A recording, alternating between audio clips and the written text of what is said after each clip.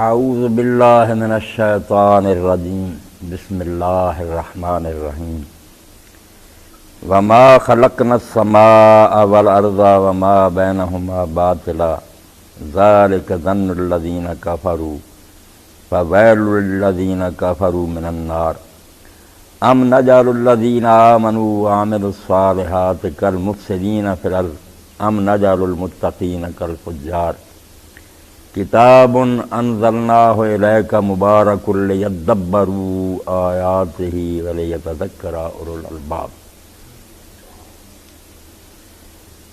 حضرت موسیٰ علیہ السلام جب فرعون کے دربار میں گئے تو وہاں ان کی جو گفتگو ہوئی اس کا بیان سورہ طٰہٰ میں بھی ہے۔ وہاں اللہ رب العالمین نے اس بات کا ذکر فرمایا کہ موسیٰ علیہ السلام نے اپنے رب کا تعارف کراتے ہوئے کہ میں کس رب کی طرف تمہیں دعوت دیتا ہوں اور صحیح معنوں میں کائنات کا مالک رب کون ہے۔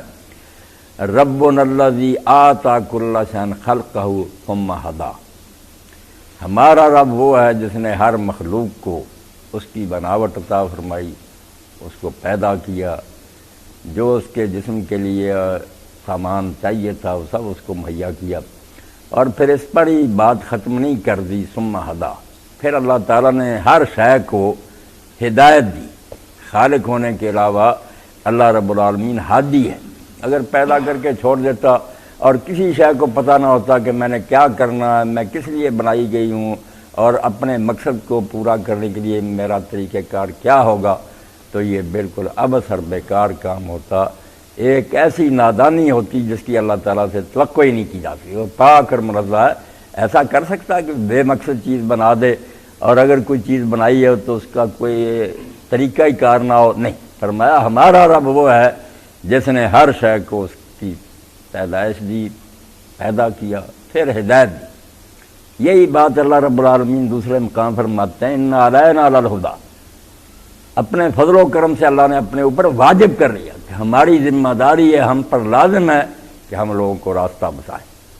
تو باقی مخلوق کے لیے تو اللہ تعالیٰ نے ہدایت کا جو انتظام فرمایا، وہ آپ پڑھے لکھے لوگ ہیں، وہ سائنسدان کہیں کہہ دیتے ہیں یہ نیچر ہے، کہیں کہہ دیتے ہیں یہ جبلت ہے۔ اللہ رب العالمین نے ان کے لیے کوئی علیحدہ انتظام نہیں کیا، ان کے اندر ہی ایسی چیز رکھ دی ہے کہ وہ خود بخود ہی وہ کام کرتی جاتی ہیں جس کے لیے وہ بنی ہے۔ مگر انسان کے اندر چونکہ مادی ہونے کے علاوہ ایک روحانی عنصر بھی ہے، اس کو آزادی اور اختیار بھی ملا ہے، اس لیے اس کو سمجھانے کے لیے، اس کی ہدایت کے لیے اللہ تعالیٰ نے ایک الگ انتظام بھی کیا، شعوری، کہ بالکل انبیاء علیہ السلام کا سلسلہ جاری فرمایا۔ آدم علیہ السلام کو جب زمین پر اتارا جا رہا تھا، اس کے بارے میں قرآن مجید نے کئی مقامات پر فرمایا کہ ہم نے اس وقت ہی یہ وعدہ کر لیا تھا کہ اما یأتینکم منی ھدیٰ، میری طرف سے ہدایت تمہارے پاس آتی رہے گی۔ میں ایسا نہیں کروں گا جیسے سادی فرماتے ہیں کہ اگر آپ دیکھیں کہ کوئی نابینا ہے، اگر بینی کہ نابینا چاس، ہم ہی دیکھیں کہ اندھا ہے اور آگے کنواں گرنے لگا تو ہم اگر تماشا دیکھتے رہیں تو ظالم ہی ہوں گے۔ اللہ تعالیٰ انسانوں کو اگر دیکھتا رہا کہ بھٹک رہے ہیں، اندھیروں میں ٹھوکریں کھا رہے ہیں، ان کو راستہ سیدھا مل ہی نہیں رہا، تو اس سے بڑا ظلم کوئی نہ ہوتا ہے انسانوں کے ساتھ۔ اس لیے پہلے دن ہی یہ وعدہ فرمایا کہ آدم، ابلیس کے ساتھ تمہارا جو مقابلہ کرایا گیا اس میں تم نے اس سے لغزش ہوئی، اس نے لالچ دے کر تمہیں بھٹکا دیا، تم پھسل گئے، مگر سنبھل گئے، توبہ کر لی، اور اس توبہ کے بعد اللہ تعالیٰ فرماتا ہے ثم اجتباہ فہدیٰ، اللہ تعالیٰ نے چن لیا آدم علیہ السلام کو۔ اس لیے یہ یہود و نصارہ سے جو تصور ہمارے ذہنوں میں بیٹھ گیا نا اور ساری دنیا میں پھیل گیا کہ آدم علیہ السلام گناہ کی وجہ سے زمین پر آئے اور پھر کئی سو سال روتے رہے، اس نے سارا معاملہ ہی اٹھ دیا کہ یہ زمین قید خانہ بن گئی، آدمی مجرم کی حیثیت سے یہاں اترا سزا بھگتنے کے لیے، اب پھر رہبانیت نہ اختیار کرے، اس قید خانہ سے جان چھڑانے کی کوششیں نہ کرے تو اور کیا کرے؟ یہی طریقہ بعض لوگوں نے کہا کہ خودکشی کر کے بھی اس دنیا سے جان چھڑا لینی چاہیے۔ قرآن کہتا نہیں، وہ جو لغزش ہوئی تھی وہ تو وہاں ہی معاف ہوگی، وہاں ہی ان کے اندر توبہ کا احساس پیدا ہو گیا۔ جب ٹوکا گیا کہ میں نے منع کیا تھا تم نے کیوں کیا، تو ہدایت انہوں نے مانگی، توبہ کی طرف رجوع کیا، اللہ تعالیٰ نے کلمات سکھا دیے، توبہ قبول کی۔ آپ سورہ طٰہٰ اور سورہ بقرہ نکال کر دیکھیں، توبہ قبول ہونے کے بعد حکم ہوتا ہے کہ آپ زمین پر چلے جاؤ، یعنی وہ لغزش جو تھی اس کا معاملہ ختم ہو گیا، پاک صاف ہو کر خلیفۃ اللہ فی الارض جس علاقے کے وہ حاکم تھے، جس کے لیے پیدا کیے گئے تو اس کا چارج لینے کے لیے آ گئے کہ جاؤ زمین کا انتظام کرو۔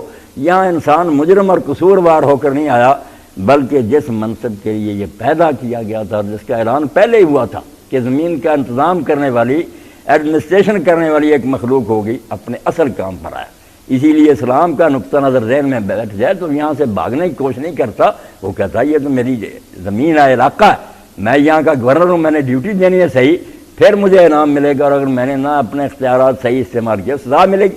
تو وہاں پھر اللہ تعالیٰ نے وعدہ فرمایا کہ ابلیس بھی اب تمہارے پیچھے پڑ گیا، دشمن ہے، تو تم اگر تنہا ہو گئے تو اس کا مقابلہ نہیں کر سکو گے، دیکھ لیا تم نے کہ اپنے تمہارے بس میں نہیں ہے، یہ دھوکہ دے جاتا، تو میں تمہاری مدد کرتا رہوں گا ہدایت کے ذریعے، نبی آئیں گے، کتابیں آئیں گی، اللہ تعالیٰ اپنا یہ وعدہ پورا کرتا۔ کوئی زمین ایسی نہیں چھوڑی اللہ پاک نے، کوئی امت ایسی نہیں چھوڑی جس میں اس کی طرف سے ہدایت کا انتظام نہیں ہوا۔ قرآن پاک نے بار بار یہ بات کہی ہے کہ اللہ کا یہ فیض عام ہے، کوئی نہ کہے کہ فلاں علاقہ میں نبی نہیں آیا، ان من امت الا خلا فیہا نذیر لکل قوم ہاد، ہر قوم کے لیے ہادی آئے ہیں، ہر علاقے میں آئے ہیں، اللہ نے کوئی کسر نہیں چھوڑی۔ اب یہ کہہ نہیں سکتے کہ ہمیں بتایا نہیں گیا، بتایا۔ یہ ہوتا رہا، آتے رہے، مگر اپنے اپنے علاقے اور اپنے اپنی قوموں کے لیے۔ آخر میں جیسے ایک عالمگیر بارش ہوتی ہے نا، ساری دنیا پر ہی برس جاتی ہے، اس کا وقت آ گیا۔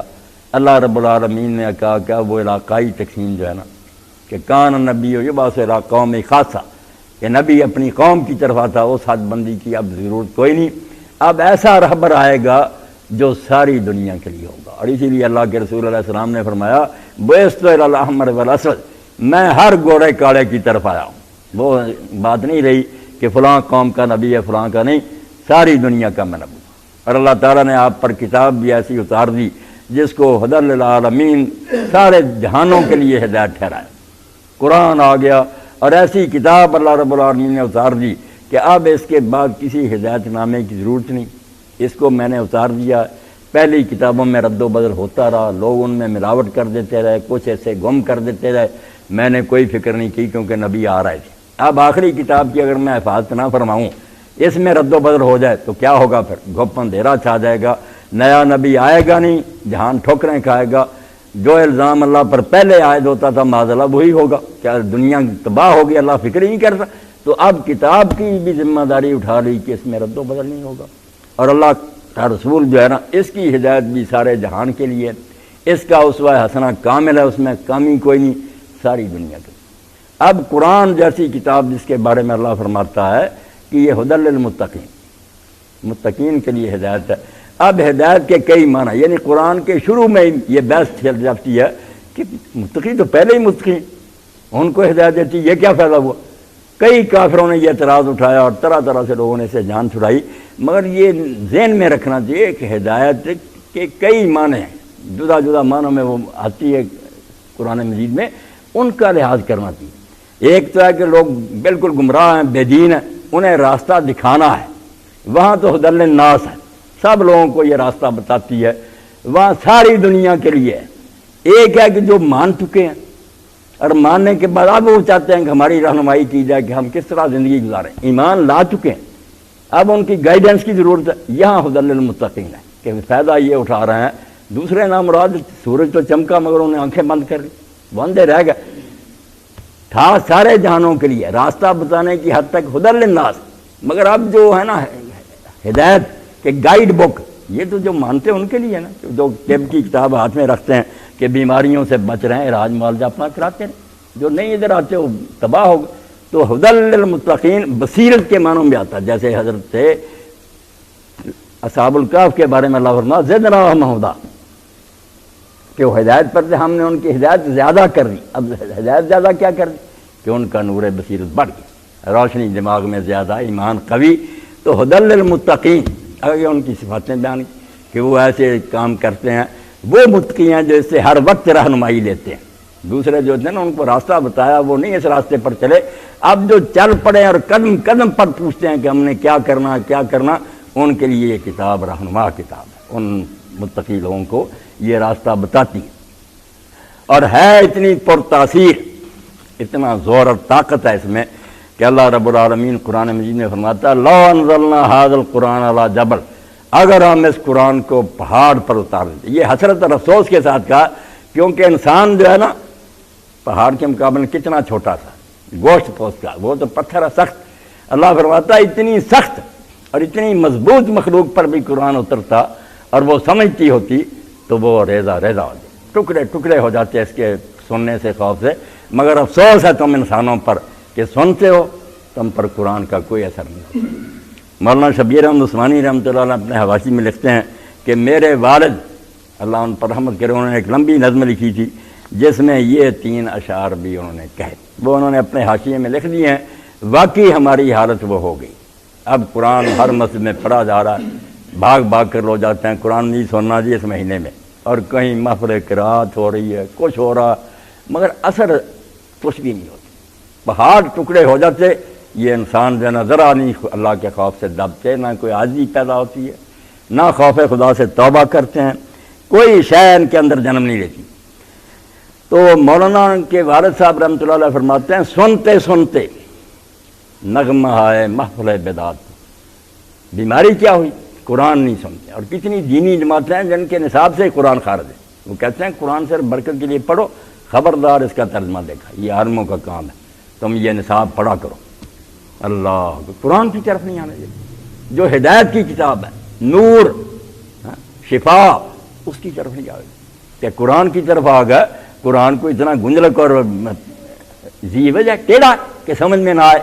14 علم چاہیے سمجھ. بھائی جن میں اترا تھا وہ تو ایک علم بھی نہیں جانتے تھے، بالکل سیدھے سادے امیین سے، مگر قرآن سنا کانپ گئے، فرشتوں سے بڑھ گئے. تم نے یہ بہانہ بنا لیا، مکر بنا لیا کہ لوگوں کو اپنے جال میں پڑھو. قرآن نہ سنو، ہماری گپیں سنو، قصے کہانیاں سنو، ہمارے رسالے پڑھو. سنتے سنتے نغمہ آئے محفل بدعت کو، کان بہرے ہو گئے دل بد مزہ ہونے کو. امت برباد کر دی ان لوگوں نے. بدعت کی محفلیں ہیں، جعلی قصے ہیں، ان کو سنتے سنتے اتنا مذاق خراب ہو گیا جیسے میدا کسی کا خراب ہو جائے تو اچھی غذا نہیں وہ قبول کرتا. ایسا انہوں نے امت کو روگ لگا دیا کہ افسانے اور کہانیاں سنیں گے، یہ امت روایات میں کھو گئی، حقیقت خرافات میں کھو گئی. سنتے سنتے نغمہ آئے محفل بدعت کو، کان بہرے ہو گئے دل بد مزہ ہونے کو. آؤ سنوائیں تمہیں وہ نغمہ مشروبی. مولانا کے والد رحمۃ اللہ علیہ فرمایا چھوڑو، آؤ تمہیں وہ پاک کلام سنائیں جو اللہ کی طرف ستھرا. آؤ سنوائیں تمہیں وہ نغمہ مشروبی، پارا جس کے لہن سے طور خدا ہونے کو ہے. پہاڑ جس سے ٹکڑے ہو جاتے ہیں نا، آؤ وہ کلام سنائیں تمہیں، جس کو سن کر عرب کے جو وہ لوگ جن کو اللہ کہتا ہے لائق کلا نام بل مزل، 4 پایوں کی طرح تھے بلکہ ان سے گئے گزرے. کوئی برائی ایسی نہیں جس کا وہ اعلانیہ ارتکاب نہیں کرتا. فخر سے مجلسوں میں بیان کرتے تھے کہ میں نے فلاں اور اس سے زنا کیا اور اس طرح کیا، نظمیں بنائی ہوئی، کوئی اس میں شرم محسوس نہیں کرتا. شراب پیتے تھے شوق سے، زنا کرتے تھے، اس کو بہادری سمجھتے کہ میں نے تو فلاں خوبصورت عورت کے ساتھ کی. مگر کس طرح وہ تائب ہوئے جب یہ قرآن اترا اور سنا انہوں نے کھلے کانوں سے، توجہ سے. پہاڑ ٹکڑے جیسے ہو جاتا ہے اس طرح ان کے دل سے کانپ گئے، خوف خدا سے لرز گئے کہ کیا بنے گا. آؤ سنوائیں تمہیں وہ نغمہ مشروبی، پارا جس کے لہن سے طور خدا ہونے کو. حیف گر تاثیر اس کی تیرے دل پر کچھ نہ ہو، پارا جس کے لہن سے طور خدا ہونے کو. کوہ جس سے پہاڑ ٹکڑے ہو جاتے ہیں تم نہیں ہوتے. آتے نہیں قرآن کی، بغیر سمجھے پڑھنے کو دین بنا لیا. حضرت عبداللہ ابن مسعود رضی اللہ تعالیٰ فرماتے ہیں کہ اللہ نے کتاب اتاری تھی کہ لوگ اس پر عمل کریں. لوگوں نے اس کی تلاوت کو ہی عمل بنا لیا کہ پڑھتے رہو، بس یہی عمل ہے، آگے نہیں کہ اس کو سمجھیں اور جو کہہ رہا وہ کرو. ایک شخص روزانہ میں اس آیت پر عمل کرتا ہوں، 100 مرتبہ پڑھے لا تقربوا الزنا، کسی نے بتایا یہ عمل کرتے رہو یہ الو سیدھا ہو جائے گا، آپ کے کام ہو جائے. پڑھ یہ رہا اور ساتھ ہی زنا کرتا تھا. بھائی آیت تو جی کہ زنا کے قریب نہ جاؤ. جو عمل تھا اس کا وہ تو یہ تھا، وہ تو اٹھ کر رہے ہو اور لفظ جو رکھتے جاتے ہو کہ میں 1000 مرتبہ روزانہ اس کو پڑھتا ہوں. کیا کر رہے ہیں؟ اللہ کہتا ہے اللہ نے حرام رزق جو ہے اس کو منع کیا، وہ کھاتے جاؤ اور صبح دکان کھولو تو یہ سورہ یاسین پڑھ لو، برکت ہو جائے. حرام جو ہے نا خوب آپ کو ملے گا. قرآن سے مذاق کر رہی ہے امت، ٹھٹھا کر رہی ہے، سزا کیوں نہ ملے. اللہ رب العالمین فرماتے ہیں کہ قرآن جو میں نے اتارا یہ تو ہدایت کی کتاب ہے، پہاڑ جو تھے وہ لرز جاتے، کانپ جاتے، تمہیں اثر ہی کوئی نہیں ہوتا۔ اور جن لوگوں نے توجہ سے سنا واقعی ویسا ہی ہوا کہ ان کے دل پتھر ہو چکے تھے مگر موم ہو گئے۔ امام قرطبی الجامع احکام القرآن میں لکھتے ہیں حضرت فضیل ابن عیاض رحمۃ اللہ علیہ کی توبہ کے کئی واقعات لوگوں نے لکھے ہیں، مگر وہ اس طرح بیان کرتے ہیں۔ روح بیان میں علامہ اسماعیل علوسی اسی طرح بیان کرتے ہیں۔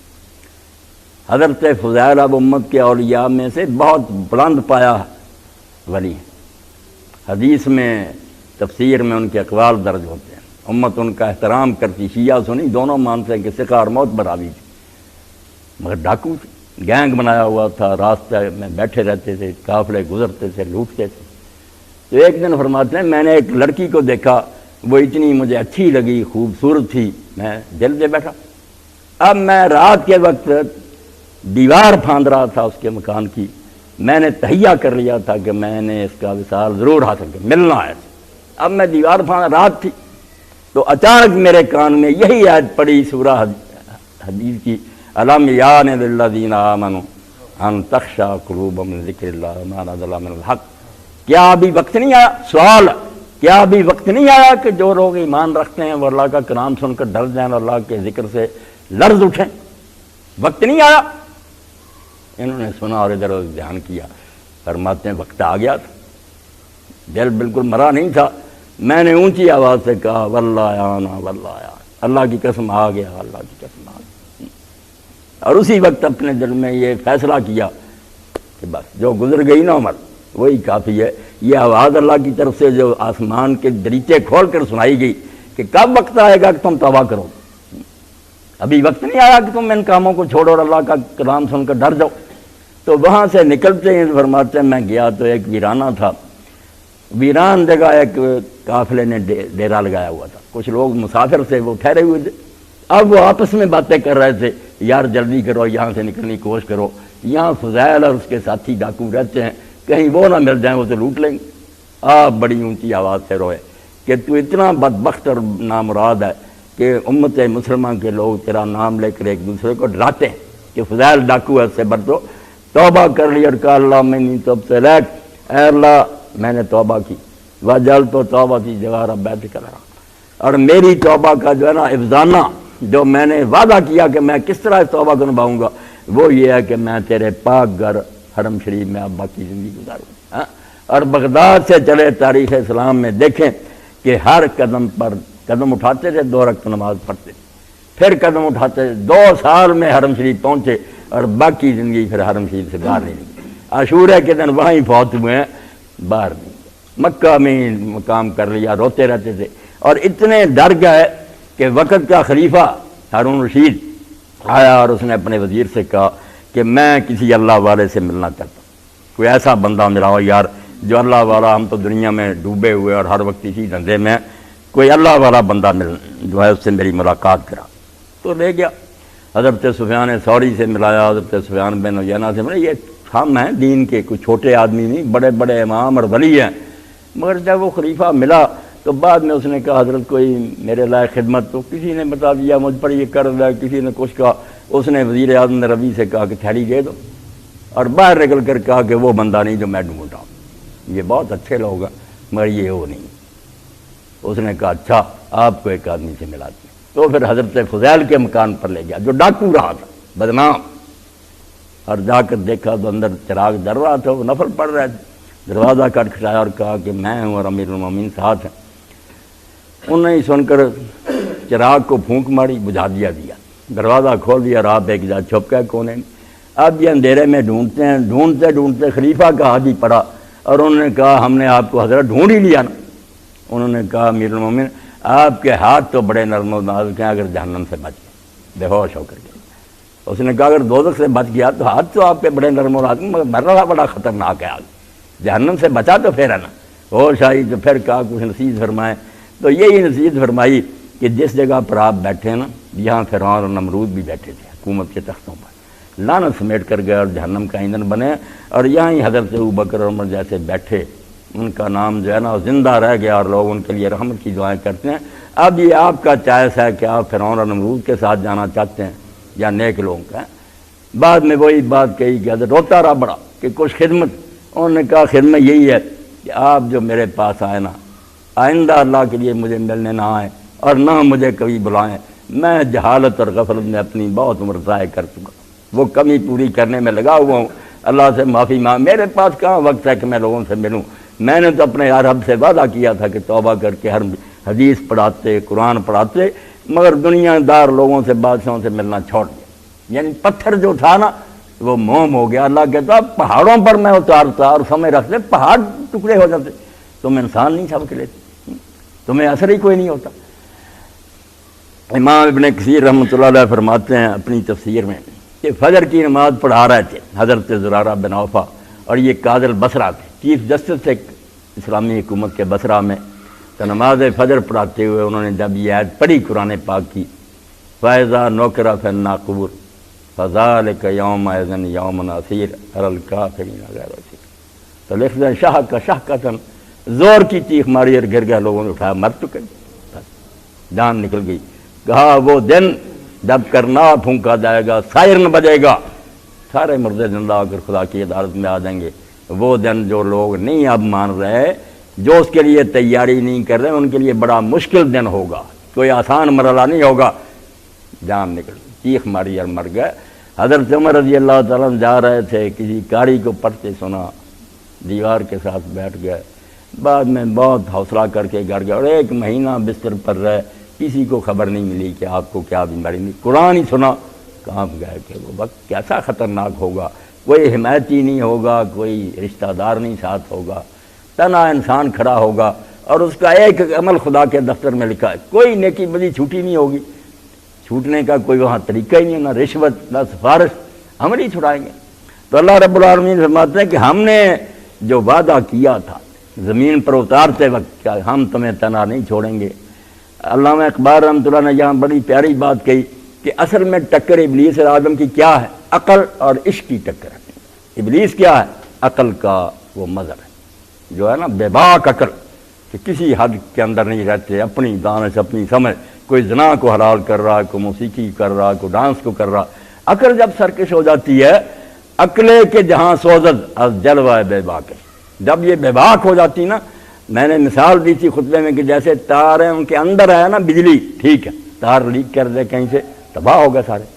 دین کی حفاظت میں رہے تو عقل بہت عمدہ، وہ عقل جو ہے نا پھر صدیق اکبر پیدا کرتی ہے، اور اگر سرکش ہو جائے تو پھر فرعون اور بے ایمان پیدا ہوتے ہیں۔ ہم نے فیضی رب الفضل نے کیا دین کا ستیہ ناش کیا، اکبر کو بھی کافر کر دیا اور خود بھی ہو گئے۔ دین الہی نیا ایجاد کے لیا، عقل کے پتلے تھے، کوئی عالم ان کے سامنے بول نہیں سکتا تھا۔ تو عقل جو ہے نا، کہتے ہیں ابلیس عقل کا مظہر، اس نے کہا کیا حکم دے رہا اللہ، میں نور سے، آگ سے پیدا ہوں، یہ مٹی سے، کیا غلط بات ہے کہ نور جو ہے مٹی کے آگے جھکے؟ عقل استعمال کی۔ اول من قاس ابلیس، پہلے اس نے عقل دوڑائی، اور ادھر عشق تھا کہ حکم ہے مانو۔ تو جب آدم علیہ السلام وہاں اس سے دھوکہ کھا گئے، جان بوجھ کے نہیں کیا، دھوکہ دے دیا، تو اس وقت پھر یہ کہا کہ یہ عقل جو ہے نا، اگرچہ عقل فسوں پیشہ لشکریں گے، یہ وعدہ جو کیا نا کہ ہدایت آتی، اس آیت کا ہی ترجمہ اللہ نے کہا ہے، کام بڑا خطرناک ہے، یہ بڑا بے ایمان ہے، بڑا پڑھا لکھا ہے، بڑا فلسفی ہے، کیا بنے گا؟ اگرچہ عقل فسوں پیشہ لشکریں گے، اگرچہ اس جادو کرنے والی نے، منتر پھونکنے والی عقل نے بہت لشکر تیار کر رہے ہیں، ادھر پروفیسر ہیں، ادھر دانشور ہیں، ادھر فلاسفر ہیں، کئی رنگوں میں، کدھر کسی طرح پیر ہے، کہیں اے بسا ابلیس آدم روح ہے، کوئی شمار ہی نہیں کہ اس کے لشکر کس کس روپ نے۔ تو مگر اللہ نے کہا اگرچہ عقل فسوں پیشہ لشکریں گے، تو دل گرفتہ نہ باشی کہ عشق تنہا نے، مگر آدم تو دل نہ تنگ کرنا، عشق بھی اکیلا نہیں ہے، اس کی مدد کے لیے لگاتار وہی آئے گی، نبی آئیں گے، رسول آئیں گے، آتے رہے۔ ان اللہ کے نیک بندوں کی برکت ہے کہ بے شک انسان کتنے بگڑ گئے نا، مگر آپ کھوج لگائیں، معلوم کریں، سراغ کریں، معلوم کسی علاقہ میں اگر کوئی شرافت اور اخلاق ہے نا، اس کا شجرہ نسل کسی نبی سے جا کر ملے گا، کچھ نہ کچھ اثر بد۔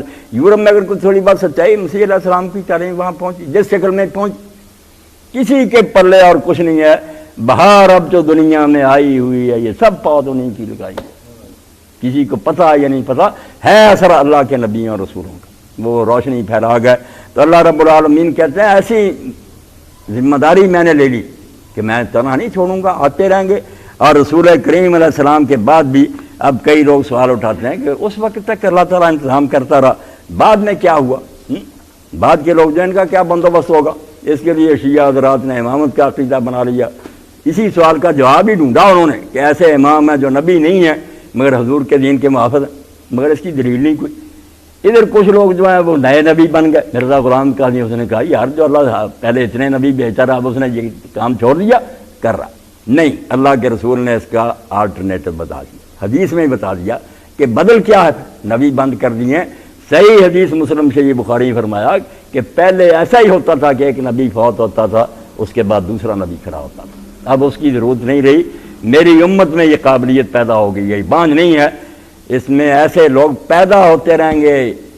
ان اللہ یبعث لہذا الامۃ علی راس کل میں، ہر صدی میں ہر دور میں ایسے رہیں گے لوگ، من یجدد لہا دینا، ایک آدھے کی بات نہیں، بے شمار ہوں گے، مختلف علاقوں میں ہوں گے جو دین کو اصل حالت میں تازہ رکھیں گے۔ جو گرد و غبار پڑے گا چھانٹ، اس کو بھی مدد کیا دیتے ہیں۔ اب اس کو بھی لوگوں نے جھگڑے کی بات کی، ایک ہے اس کو ڈھونڈتے پھرتے ہیں، جب وہ ملتا نہیں پھر ایسے لوگوں پر ہاتھ رکھ دیا جو عالم کہلانے کے بھی قابل نہیں، وہ مدد بنا دی۔ صدی میں کوئی ڈھونڈنا تھا، سب باتیں غلط ہے، کوئی صدی کی بات نہیں کہ 100 سال میں، یہ ہے کہ ہر زمانے میں، اور ایک کی بات نہیں۔ جیسے گنگوئی رحمۃ اللہ علیہ فرمایا من نکر عام ہے کہ جو لوگ واحد کے لیے بھی آتا جمائیں گے، ایسے لوگ رہیں گے، جماعتیں ہوں گی، گروہ ہوں گے جو دین کو زندہ رکھیں گے۔ اور دوسری حدیثوں میں لفظی گروہ کا حضور نے فرمایا کہ اس امت میں ایسا گروہ موجود رہے گا جو عیسیٰ علیہ السلام کی آمد تک دین کو اصل حالت میں رکھے، ساری دنیا ان کی مخالفت کرے وہ۔ اور یہ جو کتاب ہے مولانا ابو الحسن ندوی رحمۃ اللہ علیہ کی، 7-8 جلدوں میں ہر شخص کو پڑھنی چاہیے، تاریخ دعوت، ایمان تازہ کرنا کہ کیا اللہ نے اپنا وعدہ پھر پورا نہیں کیا۔ رسول اللہ پر نبوت بند ہونے کے بعد جہاں کوئی چیلنج اس امت کو درپیش ہوا، جب لوگوں نے کہا کہ یار اس سے کی کمی ہے، یہ تو پوری ہے نہیں، شاعر کی ضرورت پڑی، رومی جیسا کھڑا کر دیا، فقہا کی ضرورت پڑی، چاروں امام کھڑے کر دیے، حدیثوں کی حفاظت کی ضرورت پڑی، محدثین کا گروہ کھڑا کر دیا، جرنیلوں کی ضرورت پڑی، صلاح الدین ایوبی جیسے۔ اتنی زبردست کتاب ہے، فرماتے ہیں ہر زمانے میں دیکھ لو، جب لوگ کہتے تھے اب تو بس کام ختم ہو گیا، نہیں، اللہ خبر لیتا رہا، آدمی بیچتا رہا۔ تو اللہ رب العالمین نے اپنی کتاب کے بارے میں کہا کہ یہ قرآن جو میں نے اتارا، اور اس کا آغاز اس مہینے کی ایک ایسی رات میں ہوا جس کا نام ہی آپ دیکھتے ہیں اللہ نے لیلۃ القدر رکھ لیا۔ قدر زبر پر نہیں، دال پر زبر نہیں ہے کہ تقدیر بنے، قدر، وما قدر اللہ حق قدر، اللہ کی شان نہیں پیدا، فرمایا لیلۃ القدر، بڑی عظمت والی بڑی شان والی رات، یعنی رات اتنا درجہ پا گئی۔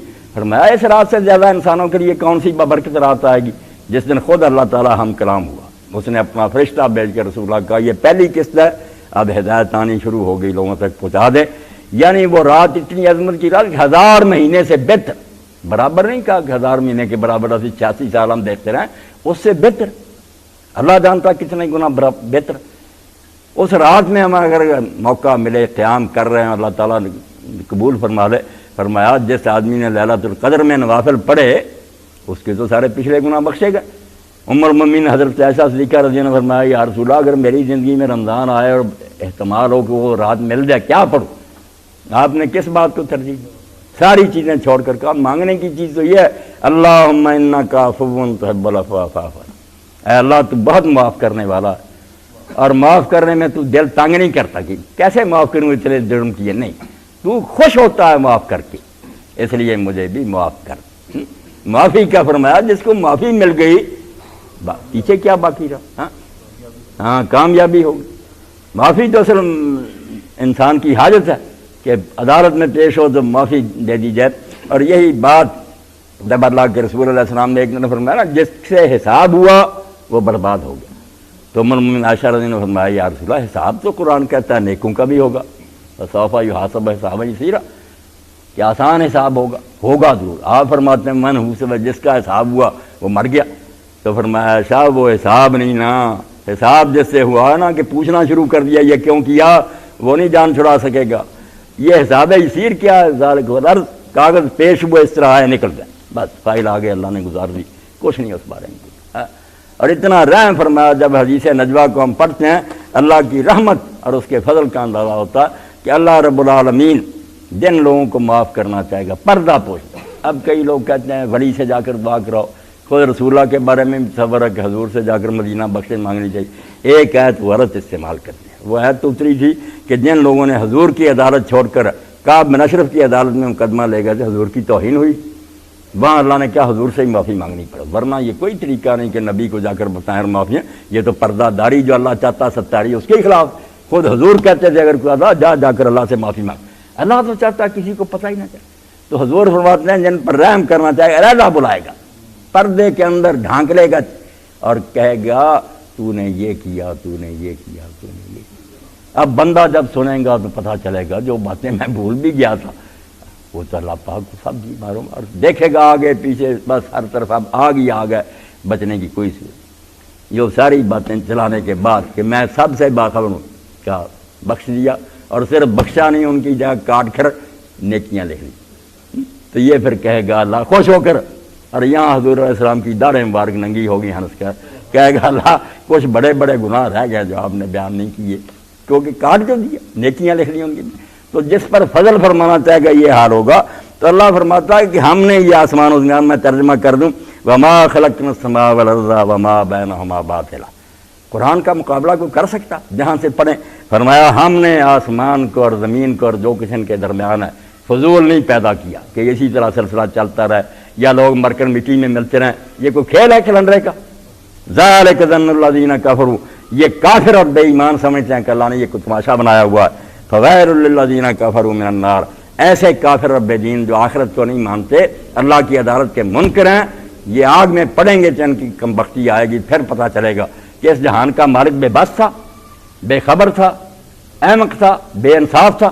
بتاؤ کون سی خدا میں خامی نکالتے ہو؟ کوئی جانتا نہیں تھا کہ دنیا میں کیا ہو رہا، کچھ لوگ اچھائیاں کر رہے ہیں، کچھ ظلم کر رہے ہیں، اس کی اسے خبر نہیں تھی، اور وہ بے بس تھا کہ ان ظالموں کو پکڑ نہ سکتا، یا بیوقوف تھا کہ نیکی اور بدی میں فرق نہیں کر سکتا تھا، یا انصاف نہیں کرنا اس نے؟ بتاؤ مجھ پر کون سا الزام لگاتے ہیں؟ فرمایا یہ کافروں کے خیال ہیں۔ کوئی آدمی جو اللہ کو مانتا وہ سوچ بھی نہیں سکتا کہ اللہ تعالیٰ اس طرح کی اندھیر نگری کر سکتا کہ نیکی کرنے والے مٹی میں مل جائے، بدماشیاں کرنے والے عیش کرتے رہے۔ ام نجعل الذین آمنوا وعملوا الصالحات کالمفسدین فی الارض، یہ ایسی کامن سینس کی بات ہے، موٹی عقل کی، کوئی بندہ اس کو جتا نہیں چاہیے۔ ایک نوکر حکم مانتا، دوسرا مانتا ہی نہیں۔ فرمایا کیا ہم ان لوگوں کو جو ایمان لائے اور نیک کام کرتے ہیں ان کی طرح کر دیں گے جنہوں نے میری زمین کو برباد کر دیا، میرے ملک میں فساد پھیلائے، بدماشیاں کی، بے شمار لوگوں کو غارت کر دیا، ملکوں کے ملک تباہ کر دی، ان مفسدوں کو اور نیکوں کو میں برابر کر دوں گا؟ ہم نجعل المتقین کالفجار، کیا بدکار لوگ اور مجھ سے ڈرنے والے جو ہیں یکساں ہی ہو جائیں گے، دونوں مٹی میں مل جائیں گے؟ کتاب انزلنا الیک مبارک، آخر حضور کو مخاطب کر کے کہا کہ اس امت کو احسان ماننا چاہیے کہ ہم نے تیری طرف کتاب اتاری ہے جس کی برکتوں کا، جس کے فیض کا، جس کے نفعوں کا کوئی اندازہ ہی نہیں۔ اس کا ایک ایک لفظ ذرا خزانے بھرے ہوئے اس کے برکتوں کے، لیدبروا آیاتہ ولیتذکر اولو الالباب، مگر کمی یہ ہوگی جب تک یہ ہوتا رہا، یہ برکتیں دیتی رہی، اب کتاب وہ یہ برکتیں نہیں، لیدبروا آیاتہ، پہلا یہ ہے کہ لوگ اس کی آیتوں پر غور کریں، سوچیں، ایک ایک لفظ پر ڈیرا لگائیں۔ جیسے امام بن ربیع فرماتے ہیں میں جب ایک آیت کا دروازہ کھولتا ہوں میں آگے چلتا ہی نہیں جب تک اس کے چاروں کونے میں نہیں دیکھ لیتا، جو اس کے اندر چھپا ہوا، ایک ایک آیت پر ڈیرا جمائے اور سوچے، تفسیریں پڑھے، عالموں سے پوچھے، خود غور و فکر کرے، اللہ سے دعائیں مانگے، قرآن کے انوار اور جو ہے نا اس کے فیوز سامنے۔ فرمایا پہلے تو غور و فکر کرو، اگر تم سمجھتے نہیں کرو گے کیا؟ اور سمجھنے پر یہ رہ جاؤ، بڑے عالم بن جاؤ مفسر، یہ بھی بات نہیں۔ وَلَيَتَذَكَّرَ أُولُو الْأَلْبَابِ، پھر جو دانشمند اور صاحبان عقل ہیں، جو پاگل نہیں ہیں، احمق نہیں ہیں، دنیا میں بے شک وہ کتنے عالم فاضل بڑے ہیں جن کو آخرت نہیں یاد، وہ پاگل ہی۔ فرمایا عقل مند لوگ پھر جاگ اٹھیں، خواب غفلت سے بیدار ہو جائیں، ہوشیار ہو جائیں، نصیحت حاصل کریں۔ پہلے تدبر کہ غور و فکر کریں، پھر تذکر کہ جو کچھ سیکھا ہے اس کے مطابق اپنے آپ کو تبدیل کر لیں، جو چیزیں اس کے خلاف ہیں ایک ایک کو چھوڑ دیں، جاگ اٹھیں، نیند کو ختم کریں۔ تو ایسی کتاب، ایسا رسول، یہ نام اللہ نے فرمایا، اور ہم اس کی قدر نہ کریں تو پھر ایسا ہی ہونا تھا نا کہ اللہ نے سزا بھی اتنی بڑی جتنی کی نعمت بڑی تھی اس کی بے قدری کی سزا بھی وہی ہوئی، پوری دنیا میں بھگت رہے ہیں اور کہتے ہیں کہ اللہ بے شک ہیں تیرے نبی کی امت میں، اللہ پھر جواب دیتا ہے جواب بے شک وہ معزز سے زمانے میں مسلمان ہو کر اور تم خار ہوئے تار کے قرآن ہو کر، کیا گلا کرتے ہو میرا؟ وہ قرآن پر چلتے تھے، میں ان کا ساتھی تھا، تم نے قرآن چھوڑ دیا، جاؤ دھکے کھاتے رہو، میرا تم سے کیا رشتہ، باقی نہیں میری مخلوق، اگر تم نے قرآن ہی نہیں اس پر نہیں چلنا تو کافروں نے میرا کوئی نقصان کیا کہ میں ان کا دشمن بنوں اور تم ان سے بدتر ہو، تمہیں نعمتیں دیتا رہوں۔ تو اللہ توفیق دے اس ماہ مقدس میں آپ میں سے ہر آدمی قرآن کا کوئی ترجمہ لے، تفسیر لے، سارے ذکر اذکاروں کی بجائے اور سارے ورد وظیفوں کی بجائے قرآن اس مہینہ میں تو قرآن کی طرف آج بات قرآن ہی دیکھیں، اور جہاں کوئی بات سمجھنے کے لائق نظر آئے کہ یہ نہیں سمجھ آئی نشان کریں، ملیں، قرآن سے مناسبت ان دنوں میں ہو جائے تو بہت بڑی بات ہے۔ قرآن وہ بات ہے جس کے بارے میں امام جعفر صادق فرماتے ہیں اللہ کی قسم واللہ لقد تجلی اللہ للناس فی ھذا القرآن، قرآن کتاب نہ سمجھو، اللہ خود اس میں جلوہ گر ہے، یہ کتاب ہے وہ خود اس میں چھپا ہوا ہے مگر لوگ دیکھتے نہیں ہیں۔ وآخر دعوانا الحمدللہ رب العالمین وصلی اللہ تعالی علی عبد اللہ ورسولہ خاتم النبیین سیدنا مولانا محمد وآلہ وصحبہ اجمعین۔